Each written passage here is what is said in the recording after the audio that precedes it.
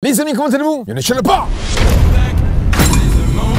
Bon, mon film a fait aujourd'hui une vidéo assez spéciale puisqu'on va tester une technique qui revient souvent dans mes lives. Bon, alors, si tu suis le padré, tu sais que j'ai fait beaucoup de vidéos sur comment nettoyer ses jantes. Vinaigre blanc, savon noir, nettoyant jantes commercial et nettoyant jantes hyper puissant. Mais il y a un commentaire qui revient souvent, c'est padré, moi je nettoie mes jantes avec un décape-four. Décape-four. Ah ben on va tester. Go.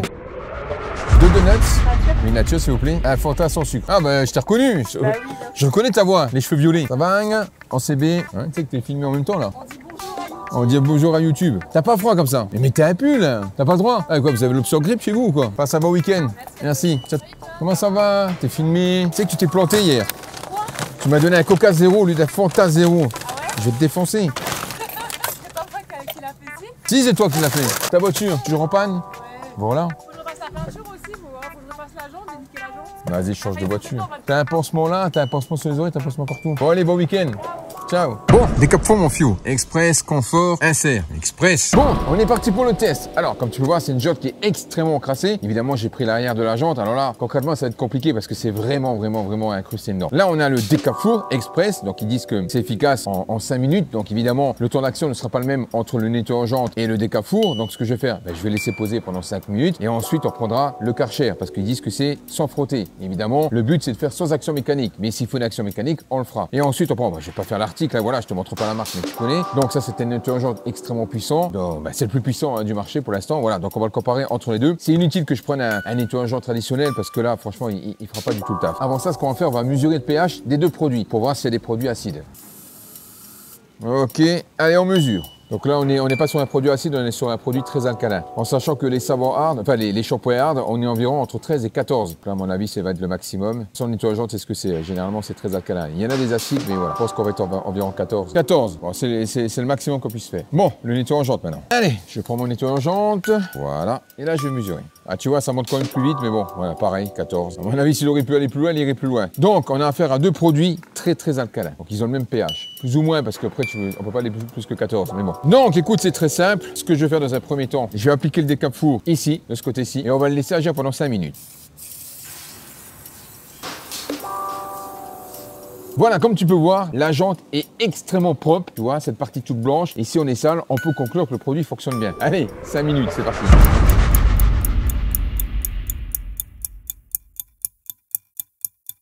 Comme tu as pu voir, j'ai laissé le produit agir pendant 5 minutes. Maintenant, concrètement, je doute, mais on verra bien. Je vais mettre un coup de Karcher et on verra. C'est parti, Karcher.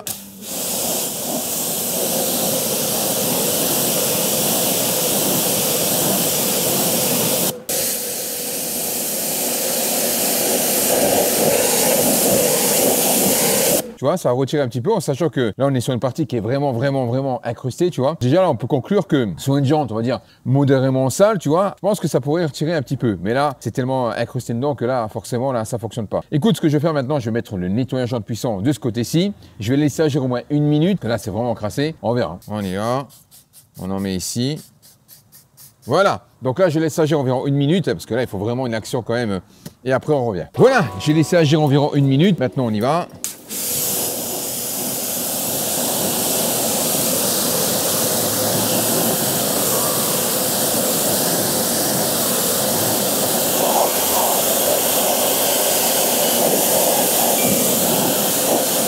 Bon, qu'est-ce que je te dise? Déjà, il n'y a pas photo. Alors, tu n'as pas tout retiré, mais comme tu as pu voir, là, ici, la partie nettoyant jante, la partie décape-four, comme tu vois, alors, la partie décape-four, regarde, je vais te montrer. Tu vois, ça a retiré un petit peu ici quand même, là. Ça, je dis pas le contraire, en sachant que c'est hyper incrusté. Mais là, comme tu peux voir ici, ça n'a rien retiré du tout, alors que le nettoyant jante, il a retiré une grosse partie. T'imagines la puissance un peu du truc? Je pense que là, si on avait une action mécanique, ça fonctionnerait. Bon, on va tester maintenant en action mécanique et on va voir ce que ça donne. Donc,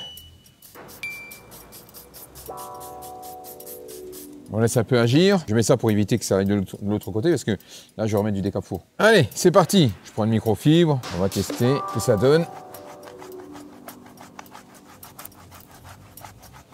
Et là, avec une action mécanique, comme tu peux voir, ça fonctionne plutôt pas mal, on va dire. Ok, ce que tu vois là, c'est les picots de goudron. Donc là, maintenant, je vais en mettre ici avec le pinceau. Voilà, comme tu vois, c'est un peu plus compliqué parce que c'est incrusté dedans. C'est pas facile d'accès. Ok, voilà, je pourrais frotter comme un roumain. Hein, voilà, donc, je rince.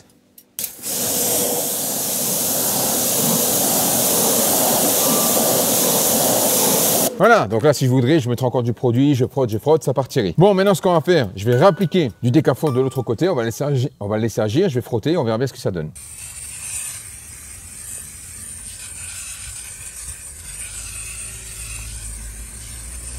Bon, à présent, je prends une microfibre.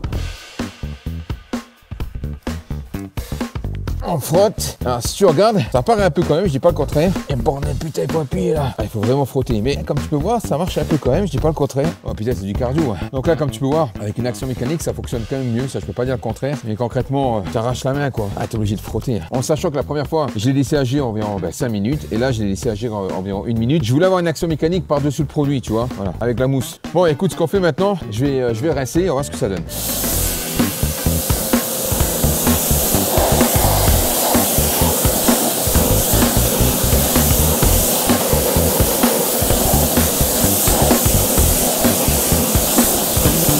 Alors, ça donne quoi?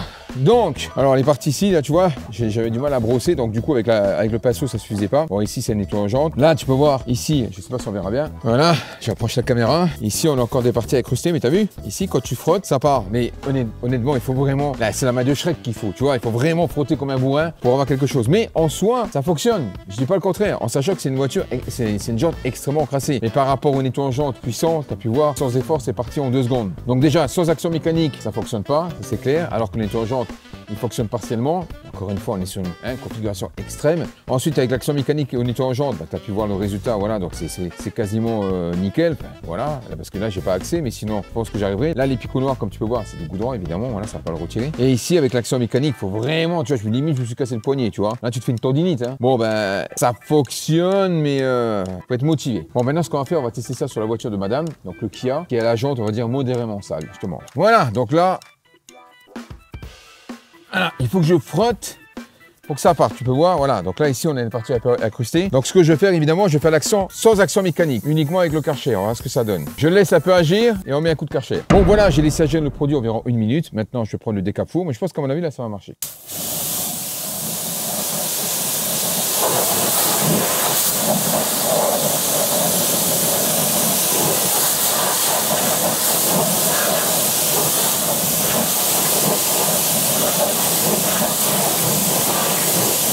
Alors ça a retiré pas mal de crasse, ça je dis pas le contraire. Après tu as encore des zones incrustées qui elles sont pas parties. Donc là je pense qu'à mon avis il faudrait une action mécanique. Donc concrètement moi je pense que tu as un produit qui est bien avec une action mécanique sur les jantes moyennement sales. Pour les jantes hyper incrustées comme tu as pu voir tout à l'heure, c'était vraiment extrême tu vois. Là ça suffira pas ou alors il faudra frotter et remettre voilà. Donc mais concrètement pour une jante qui est modérément sale comme tu as pu voir là, bah, ça peut faire le taf. Mais encore une fois il faudrait une action mécanique pour retirer les petites parties incrustées tu vois.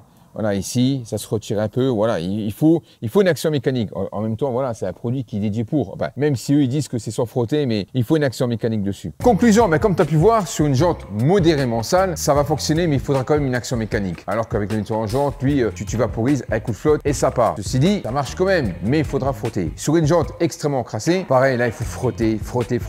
D'autant plus qu'il faut laisser agir le produit pendant 5 minutes. Voilà, après, encore une fois, c'est pas dédié pour ça. Mais on va dire, oui, ça peut dépanner, mais si tu as du temps à perdre. Concrètement, voilà. Comme tu as pu voir, le nettoyant jante sur la jante extrêmement sale, c'était vraiment extrême. Il s'en est bien sorti. Après, tu as vu, il fallait quand même une action mécanique. Mais en 2 secondes, ça se retirait facilement. Alors que celui-ci, il fallait frotter. Alors, j'imagine maintenant qu'il y a des gens qui vont dire, Padre, prends le nettoyant jante dans le four. Non, t'amuses pas à mettre ça dans le four, évidemment, voilà. Donc, comme tu as pu voir, j'ai pas mis la marque du nettoyant jante parce qu'on dit, Padre, t'es une trompette. Bref, tout ça pour dire que le décap four sans action mécanique, ça va être compliqué. Voilà. Mais il faut une action mécanique. Mais en même temps, sur une jante, on va dire, voilà, modérément sale, tu auras la même chose avec un shampoing. Alors, est-ce qu'il y a vraiment un intérêt de mettre un décap four? Ben, concrètement, il vaut mieux mettre du shampoing dans un vaporisateur, tu vaporises et tu as une action mécanique. Puisque là, tu es quand même obligé d'avoir une action mécanique. Autant prendre du shampoing et tu vas économiser de l'argent. Donc, est-ce que ça a vraiment un intérêt le décap four? Concrètement, ça n'a pas vraiment d'intérêt. C'est pour ça que des fois, je vois dans les forums des conneries, oui, je prends un décap four, etc., etc. Oui, ça peut fonctionner. Et comme un autre produit, par exemple, tu prends le savon noir qui sera encore beaucoup plus efficace que le décap four, moins nocif, naturel et qui fonctionnera mieux sans voir d'action mécanique. Alors évidemment, il faudra aussi une action mécanique, mais rien qu'avec la pression du Karcher, tu auras de meilleurs résultats. Donc c'est pour ça, encore une fois, les filles, arrêtez. Regardez toujours ce qu'il y a dans les forums. La plupart du temps, il suffit qu'il y ait un âne qui fasse quelque chose